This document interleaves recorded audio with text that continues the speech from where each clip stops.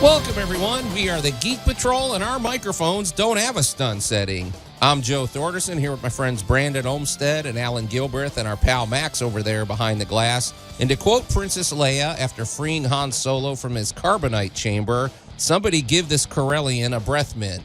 Boy, that's dumb. I would like to let our audience know that yours. I would like to let our audience know that Joe's had a bad week. He's been a little under the weather, and we won't hold this against him. He'll be back to true Joe form next week. Well, we've often complained trapped in carbonite. We've often complained about the lack of real science in Star Wars, and I mean, come on, she frees him from the carbonite chamber, gives him a kiss, and doesn't even comment on the breath. I mean, he's the guy's been freshly sealed, Joe. As it was pointed out. I mean, I don't know about you. He was flash frozen like food. But when I open a package, it usually tastes pretty good. Okay. I'm just reminded of the quote from The Princess Bride. Love, true love, conquers all bad breath. Okay. Anyway. It's like she's been hanging out with a Wookiee. Trust me, his breath doesn't smell of it. That's true. Anyway, welcome to Geek Tank Radio, everybody. I don't know. It's just a thought. It's one of those things that's always bugged me over the years, and this is my expression. Here's the thing, yeah. Joe. Okay. And I'm not. This is not. I want the audience to know this is not in any way disparaging. I respect Trekkies. Joe, you're a Trekkie. You like Star Wars, but you're more into Star Trek, so you're looking for the hard science in there. Star Wars it's space magic. Okay. I can. Nobody ever stinks except for Chewie. I'm not. I appreciate them both equally for what they are. Speaking of Star Wars, if you appreciated them both for what they are, you wouldn't care about the fact there's no hard science in Star Wars. Okay. Yeah. Anyway, let's move along from that gag. Speaking of Star Wars, we're up to episode 5 of The Bad Batch. I just wanted to. I know we're not doing a week to week review, but I just wanted to mention something because Max called me out on something where I was actually questioning Dave Filoni, which you probably should never do. And I want to air that later because every time I'm about to say, are you a little uninterested in the shenanigans season? I don't want to say, but let's just say, yeah, you're probably on the right track. So, but Alan, Brandon, you and I are going to do sort of a review, or we're going to at least discuss Night Court, the reboot, because let's face it, reboots don't always hold up. No, they don't. I've seen many of them, and most of them don't. Right. And some of them try too hard. Right. 90 show. But this one, we'll get this more one's into got it. some but potential. This has potential. So, but we're probably it's probably gonna lead to many other conversations. But before we get to any of that, Max, you were inspired by this is something that you wanted to weigh in on. So yes. This time I'm the one bringing. This time, I'm the one bringing the science. Okay, is this? No, I guess this is science. So, and we apologize to anybody that's eating breakfast right now. So, fair warning. You probably ought to give that. Bum, bum, bum. Hail science! Let's be tasteful in how we discuss this. Okay, Max, I do want to say this. I know what inspired this rabbit hole search of yours. Okay. And I want you, as long as you're good with staying as far away from spoilers on that, because I'm banking episodes right now. I'm all about the fungus because we've discussed this on Geek Tank before.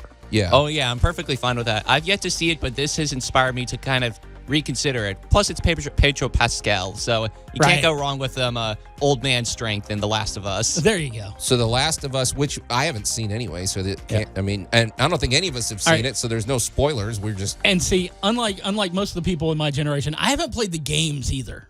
So, it's a video game. Yeah. That's right. Yes. But Max, some of us have seen it and played the game. Max, you're saying that the premise of that is based on a real science, right? So. Except the fungus is not infecting us. It's infecting a carpenter ant in like the South American regions in the rainforest. It's known as Ophiocordyceps unilateralis, or O. unilateralis, or its more colloquial name, the zombie ant fungus. Yes, good old cordyceps. We know it well. Zombie ants. That opens up all sorts of, because you told us before on in science that there's, for every one person in the world, there's like, 7 million ants or something? Oh, yeah. And once they organize and get structured and take, they're going to take Let's over. just say Ophiocordyceps keeps them in balance. Right. Keeps them in check. So what is this thing? So the Ophiocordyceps unilateralis, or O. unilateralis, is a fungus that attacks a particular type of carpenter ant, and it does so very insidiously. So first begins the infection, the inoculation, And then from there, the Ophiocordyceps pierces through the exoskeleton of the ant and hijacks its muscular system. Rather than the brain, it needs the brain intact in order for, to do its deeds. But it hijacks the muscular system of the ant, forces it to go to a hospitable area for the fungus to grow and reproduce. And once the ant is there, it's usually a north-facing leaf at about a certain level of temperature and humidity. The ant is forced to clamp down with its mandibles onto a leaf, and it's called the death grip. And once it does the death grip, it's eventually put out of its misery. And once it's dead, the Ophiocordyceps sprouts from the ant, and there's a little bulb at a certain point of it from which the spores can launch out and start the whole process again. So you're basically telling us it turns it into the American teenager. Exactly. It's pretty gross, but it's... All right. Well, here's the best thing. Yeah. Cordyceps doesn't just affect ants. Well, I was waiting for that. There is actually a cordyceps for almost every insect in that ant's neighborhood. There is a moth cordyceps. There is a grasshopper cordyceps. This is not isolated to a single species. Well, it makes you wonder keeps mutating. How sentient is fungus, that it has this sophisticated of it's making this ant do things, Max. I mean, it's hijacking its muscular system. It can detect temperature and detect ideal humidity scenarios. That's creepy. Okay, it's making me think, in the movie The Blob, did that thing have a brain? Was that smart? Like, it does remind me a little of it. It's just a big, messy looking something, but it's getting the job done, and I wouldn't say it has a brain per se, but it has a system of electrons that move on instinct. Okay, so a system of electrons, that's pretty good. So that's what's going on. I've studied here. The Blob. It's a horror thing. I don't know. Insect zombie fungus. For one thing, that's a new name for my band, but I just feel like there's deep... Alan, you told us that the biggest living plant, if you want to call it a plant, is a fungus. The biggest living creature on the planet is a single fungus, which covers hundreds of acres. Hundreds of acres. Yes. And it's all underground, hidden. We don't need... You can walk over it. Until it begins to fruit. In which case, it begins to propagate itself and makes mushrooms. So fungus is running the show of this planet. Oh, yeah. So, okay. Without them, we'd be dead. All right, let's consult off the air, wrap up our thoughts, and move along from this disgusting topic. Speaking of disgusting topics, you're listening to Geek Tank Radio. We're going to take a quick break, and we'll be right back. And welcome back to Geek Tank Radio. I'm Joe Thorderson here with my friends Brandon Olmstead and Alan Gilbreth and our buddy Max over there behind the glass. And if you're eating breakfast or whatever you're eating right now, we apologize. You got mushrooms in that omelet? Yeah. Max brought up a really horrifying subject based on what inspired it was... Gotta love that Max. He's a real fun guy. Was that it's HBO... it's an HBO show based on a video game called The Last of Us, where it's basically fungus is controlling people and taking over the world. And it's a little different premise from your typical zombie thing, but it's based on real science of a fungus that it infects insects. In this particular case, Max was talking about the one that infects ants, and it basically it's really horrifying. It digs into its brain. And it takes over its body, guides it to a location with the perfect humidity, perfect temperature, a place where the ant doesn't want to go. Then it kills the ant and spreads its spores everywhere else. I mean, it kind of reminds me of viral marketing, And you tell two people, and you tell two people, and you tell two people. Yeah. But to me, it brings up the bigger conversation of, does fungus have does it have an intelligence? I guess. And then that leads to, do trees and other plants have an intelligence? And by that basis, should we be eating them? Should we be, science has proven time and time again that plants feel, plants emote. Plants are, the growth of plants is affected by the way you treat it. They tell you to sing to your plants and stuff, and it sounds ridiculous, but it actually works. So when we hug a tree, it actually feels better? Yes, in fact, it just goes to show you that it is more detrimental to kill a tree than it is to eat a hamburger. Now you're leading us down a weird road, Brandon, because what do we do? Alan, am I wrong? I'm not going to argue with you. I'm going to quote a silly bad movie. I'm going to quote Tremors. Okay. Where the graboid goes to its next life stage, and they're running around destroying everything in the valley, but it's just because they're seeing heat signatures. And everything humans do has something to do with heat. Car engines, radio stations, whatever.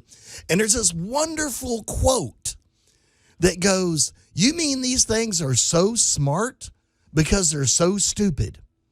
Well, by means of they can focus on one thing and get the job done. Exactly. They're not distracted. Exactly. Which is a kind of genius in a way. When you look at nature and you look at any unified force, be it an ant nest, termites, or the single-minded pursuit of becoming a mushroom, things can become amazingly adept at doing what they really want to do. Kind of like Crosshair. Yeah. All right. Exactly. So, well, I don't know. That's a topic I would definitely check. There was no shortage of videos on YouTube about this. And it's Pedro Pascal. And you know what? Go check out this show. It is some great drama. Well, that's on your list, right, Brandon? So you'll probably be reporting it. It's not my type of show. I'm banking a handful of episodes Okay. Before I actually watch it. Also, the whole idea of being displaced, it adds to my entertainment value when I can finally watch it. Yeah, you're still recovering from the. Oh man, I don't even really want to get into it, but right now I am the world champion. In displacement as far as this room goes, anyway. And Brandon's the We're new. not competing. He's the new guy for 2023 bingo. As far as are we going to get displaced by a burst pipe? Are we going to have our car die on the freeway? Are we going to My friend Wayne Camp told me that to think of it as top loading. Okay, Get all the bad stuff out of the way in the first of 2023. The rest of the year will be gravy. Okay, cool. In which case, I'm winning the lottery in July. Yeah, absolutely. All right, hey, let's shift gears, you guys, because I don't want to think about this fungus or this insect-eating fungus anymore. But the Bad Batch episode 5 came on, and I don't know if this is a counseling session here, but I'm just going to be real honest. There's 5 episodes in. The only episode that's doing anything for me was episode 3, where they examined Crosshair. There's a few spoilers here, folks, not that much. We all loved the Bad Batch season 1. It's a Dave Filoni project, and we, all hail Dave Filoni's skills. But Brandon, I got to be honest, man. A lot of these are just they go on an adventure, they go chase something. There's not much depth, in my opinion. But I'm referring to it right now as the shenanigan season. Every good show has a cooling off period at the beginning of one of the seasons after you've just had a massive, triumph, basically. Yeah. So that they can build you back up, because when a show goes from as good as Bad Batch was in season 1 and just keeps trying to grow, eventually they burn you out. And by the time you're watching season 3, you're like, why did I even like this to begin with? So you got to give that time where it's like, all right, there's an adjustment period. And I'm hoping that the next adventure that V takes them on, this chalice they talk about at the end of this one. Yes, I'm spoiling it, guys. I'm sorry if you haven't watched it yet. That's your own fault. It's Sunday morning. If you haven't watched it yet, you're not a Star Wars fan. Well, okay. But no, I'm hoping that this is going to build to something bigger. But that's the hope, because Dave Filoni, every time, and full disclosure, when Ahsoka first came out, that's the perfect example. I couldn't stand that character, and she grew to become my favorite character because of the slow burn. It really wasn't until towards the end of season 2 that you really started to got to that point where you're like, I love Ahsoka, right? Because she's so annoying in that first season, right. And so Max pointed out, he said, well, how do you know that crystal or that thing, isn't a hugely important thing that we just saw in the last episode? Some of this stuff, it just might be planting seeds and just kind of getting. I don't know. How about a rat named Peter? Okay, it melted into something. We don't know what it melted. We don't know what it mutated into. It's pre-Jedi. That's what's interesting. Well, yeah, but it's a historic artifact before the Jedi. That's not, no. Apparently, based on pirate legend, it's pre-Jedi. Well, they're pretty accurate, aren't they? Do you really think you can trust her at all? She's sort of annoying, too. I hate to say it. But, that's the thing. Because she's annoying, she'll probably grow into a great character. She's like Sid, but with an adventure. She's going to be the bad guy of the season. You think so? Oh, God, yeah. Sid gets on my nerves too. A lot of them do, honestly. But it's like I said, just when I question Dave Filoni. But honestly, the coolest characters that have been introduced this season are the mob boss dude from the race planet. Yeah, he was that guy with a giant. The guy who told him it's like your loyalty towards Sid. Watch your backs. It doesn't go both ways. Right. Okay. Well, we'll be following it for sure, and I'm sure by the end of it, we'll be hailing what a great season it was. But I don't know. Dave Filoni, you better step up in the next few episodes. He's got a jump scare coming for you. Okay. Hey, guys, this is going to be good. When we come back, Night Court has been rebooted, and Brandon and I are going to give our review and share our thoughts. Yep. And welcome back to Geek Tank Radio. I'm Joe Thorderson here with my friends Brandon Olmstead and Alan Gilbreth and our buddy Max over there behind the glass. And boy, I'm sure we've ruined a few breakfasts around town and for all of our listeners. Hey, it's not our fault that they put us on at 8 o'clock on a Sunday morning. Well, what are you going to do? So, but we've chimed in on the insect zombie fungus, which is I really wish we could have dived in more. It's very interesting, and it's all over YouTube. Max, you've got control of all this equipment. You could always do a podcast and just throw it online. Yeah. We can do that. Just you and Fungus. Yeah. Exactly. We've given our. I've been cautious about season 2 of the Bad Batch because I've begun to make the rookie mistake of questioning Dave Filoni, and I'm sure by the end of the season it's gonna be great. So we'll follow that progress along. But Brandon, Night Court has been okay. Yeah. Let me make sure I clarify. Okay, is it right to say that Night Court has been rebooted, or has it been you mean rebooted? Well, I'm just wondering because there's some things where it's sort of like they're trying to recreate something using the theme of this. This is literally saying I'm the daughter of Harry. These are actual characters from the original show. This is basically a legacy sequel. Sequel's more like a lot of people. It's like with Will and Grace and Mad About You and all those other shows that came back, and they're just they came back at a time in those same characters' lives just later. Okay, this one kind of, except for one character so far I'm saying, is it's a legacy character coming back to where her father worked before. It's something she was inspired to do, and it's the new generation basically. Right. It's Night Court, the new generation and next generation, which is hilarious when you think about the fact Brent Spiner got his real stardom from Night Court. That's funny. Yeah. Yes. Yeah. But Night Court, and I guess we're dealing with a few spoilers. So they're up to episode 3. They're going to drop them every. This is on the Peacock Network. Yeah. The first week they dropped the first 2 episodes, and they have from here on out it's just going to be weekly, 1 30-minute episode each week. Is it on regular TV? I don't even watch regular TV I don't watch regular TV anymore. Okay. It's streaming. It's like I watch it on Peacock. So. But okay, now what is his daughter? What is Harry's daughter's name? Her name is Abigail Stone. She goes by Abby. She's played by Melissa Rauch from Big Bang Theory. She played Bernadette, Howard's wife. She's very likable. She reminds me a lot of Leslie Knope from Parks and Rec, where you just nobody could hate. Leslie Knope. Very much so. Very positive. It's like, and she's got that can-do attitude that I'm gonna do this spirit. I'm gonna make a difference. Right. And she starts by recruiting Dan Fielding, former assistant district attorney, to be a public defender. He's been living as a process server the past few years after having lost his wife. Right. And he was the difference was back on Night Court, he was the prosecutor. Right? Yep. He was always the one send these guys up, whatever. He was a giant chauvinist pig. He was your typical 80s yuppie style. He had a homeless man as his quote-unquote paralegal / assistant. John Larroquette great at playing a jerk. John Larroquette's great at anything he does. Yeah. Whether he is playing, not gonna argue that. He's playing Dan Fielding, whether he was playing on The Librarians, he was amazing there. He's great as the narrator to the opening of every reboot of the Texas Chainsaw Massacre. But he was that 80s jerk. He was in Stripes. He was in all that. He's just good at being a jerk. He played that role perfectly. Yeah. Oh, I forgot about that. The John Larroquette show. The where John Larroquette show. he was man, a recovering alcoholic, and he was loved him running in the there. train station. Yeah. the bus station. Yeah. So Night But Court. yeah. Yeah. So it's been rebooted. So now he's going to go, and she wants him to do. I guess in the first episode it was pretty good. What do they call that? The court appointed. What is that called? The public defender. Public defender just quit the first. Yeah, she Right. tells him.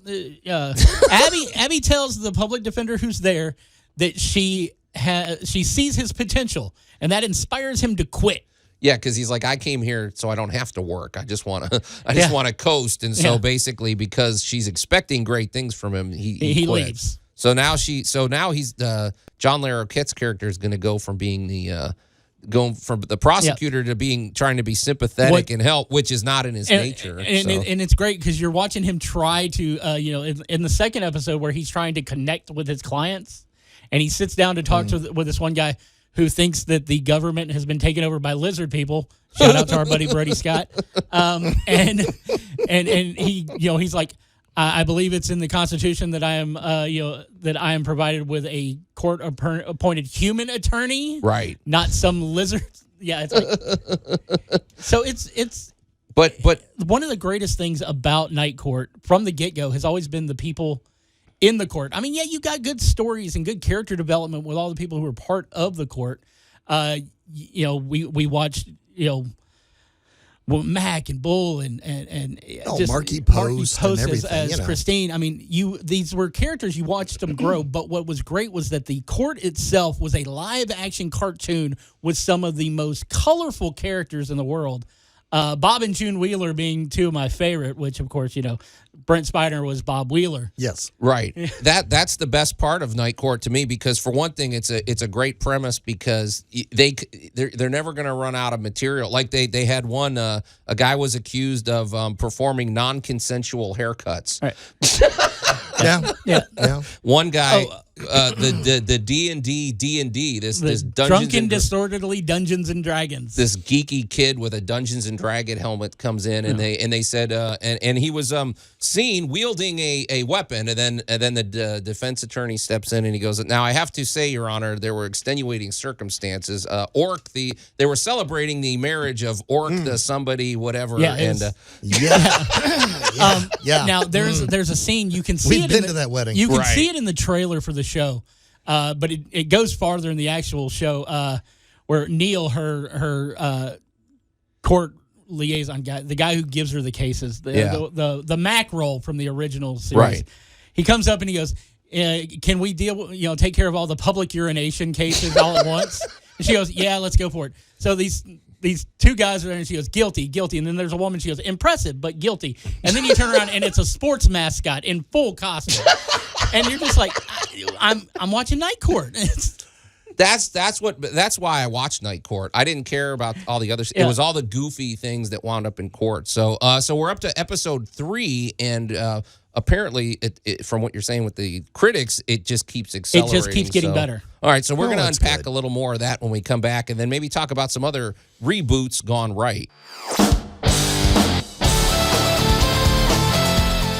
And welcome back to Geek Tank Radio. I'm Joe Thorderson here with my friends Brandon Olmsted and Alan Gilbreth and our buddy Max over there behind the glass. And if you're just tuning in, we've talked about the Bad Batch season 2. We've talked about the insect zombie fungus, which we're not going to discuss anymore. Go Google it if you want to find out more.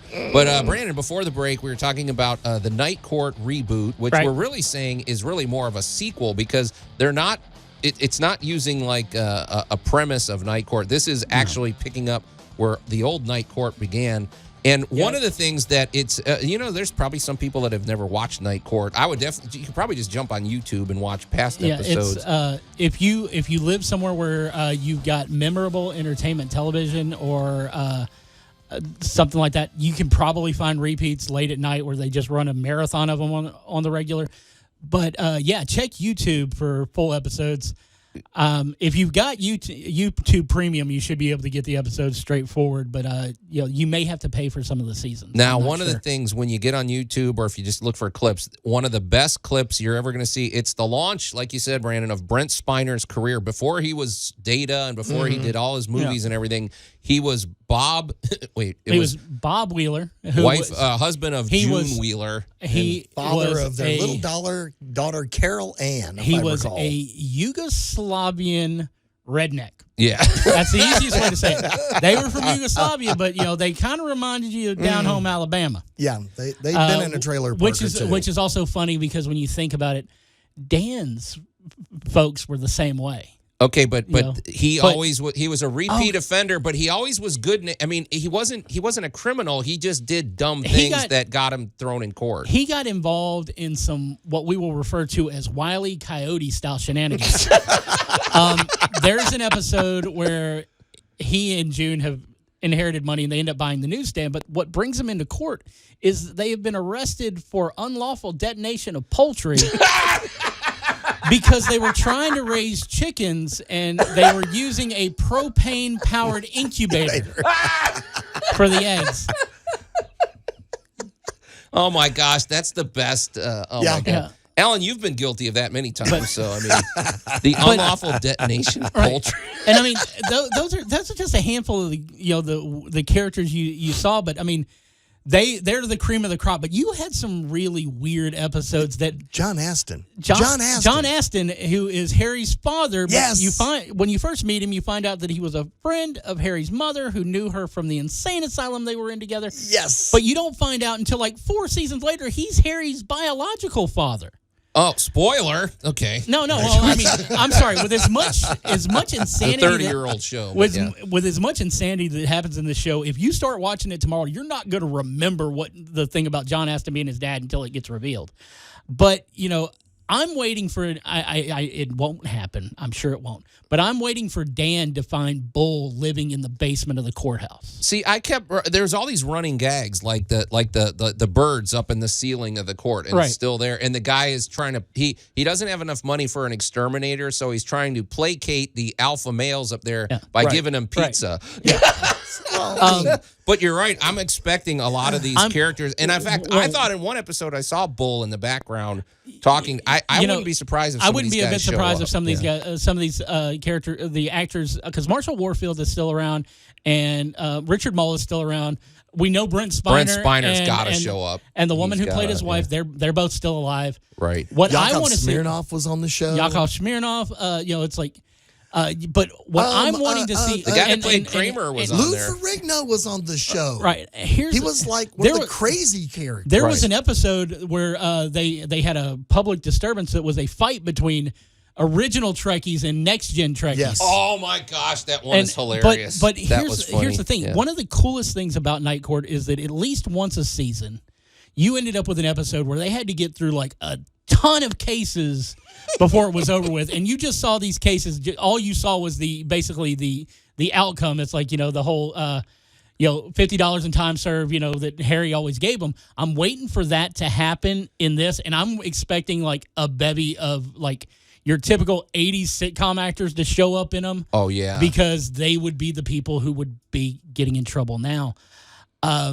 It's There's definitely some potential for growth on this series, and the critics who've already seen through they say that by the time you get to like episode 6, it's Night Court again. It's full Night Court again. Okay, yeah, because right now they're sort of laying the groundwork, but they're already throwing in a lot of funny things. I like those identical twins that were in court and they were fighting and they were just like the guy who she keeps trying to find ways to keep him out of trouble instead of putting him in jail. And you find out he's a UC who's trying to get in with a mafia family, and he needs the criminal background. Oh, he was trying to get arrested, and she, and then her assistant leans in and he goes, "Oh, he's an undercover cop," and speaks directly into that microphone. Oh yeah. And then later on, they're in the hallway, and he goes, "I mean, how long's that microphone been there?" And Dan goes, "Ever since my first day, back in 1984." Yeah. Gosh, but it is a great show. And it kind of reminds me of the Batman 1966, where the most random people would stick their head out of the window when Batman and Robin were climbing up. Right. But Yeah. the people would drop into court, you know. Wile E. Coyote appeared in this courtroom. That is true. Really? Let's be serious. He was suing Wile E. Acme. Coyote was guilty and got read like a 5-minute riot act by Harry Yeah. Stone. I missed And that it's like, one. That's it's like pretty good. Harry is like doing this, and the camera's on Harry, and then it turns to the thing, and it's Dan and Christine standing there, and it's the cartoon Wile E. Coyote. Wile E. Coyote. I mean, how far? I mean, I remember the episode where Bull was wrestling Lou Ferrigno. Right. When he was he had been It's like he- the butcher or something yeah, like the that. the bailiff butcher. Yes. Yes. Yeah, I mean, when you come up with a premise where you can't run out of material. No. I mean, Yeah. as long as it's It was goofy Night enough. Court. Yeah. It was Right. Night Court. And the drop-in guests, and that's what the thing is. Just when you start relaxing and you know, like, Yeah. okay, well, this show we need to pick it up. You throw a weird court case in there, and Yeah. it instantly just And like, don't forget boom. the great battle of who was the weirdest judge. Oh, yeah, the biggest prankster. Yes. Yeah, When It's- Harry inflated the guy's robe after he won Harry's robe. it's pretty awesome, man. So we're cautiously optimistic with the Night Court reboot, and I do like the characters so far. They're all pretty likable, and it's going to be interesting to see where the season unfolds. But Alan, I think you got to watch a few episodes and get caught up so we can do a comprehensive I'm ready review. for a peaceful week. I'm ready. All right. Well, we hope you all have a peaceful week coming up. We definitely need that around here. So, but it's time to get out of here. So let's call it a day, you guys. So on behalf, until next week, we are the Geek Patrol, and I am Joe Thorderson. I'm Alan Gilbreth. I'm Maximilian, And I am Brandon Olmsted. Just happy to be back. and watch out for that sandwich. It's full of fungus.